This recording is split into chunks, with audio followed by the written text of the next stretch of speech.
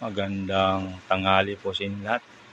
Pag-usapan lang natin guys yung malaga ng privacy dito kay Mita.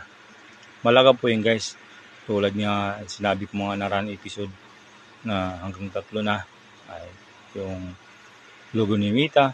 At ngayon pag-usapan naman natin guys yung pag-upload ng mga video na or pictures na hindi tayo humingi ng pahintulot sa person na nakuhaan natin or yung picture na i-upload natin ay basta na lang i-upload, kinuha natin sa mga other website, ay pahalagahan po natin yung kanyang privacy guys, kasi kapag yan kayo ay pwede po kayo na habulin ng mga tao na yan na nasasama dyan sa inyong mga video.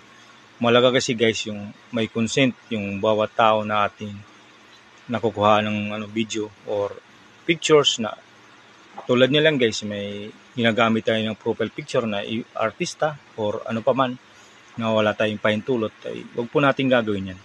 Either guys yung mga may nag-send sa atin ng patala or in-screenshot natin notification, yung mga profile picture nila dyan, malaga po, i-private yan guys, i-hide nyo kasi posible magkaroon ka ng restriction. Kaya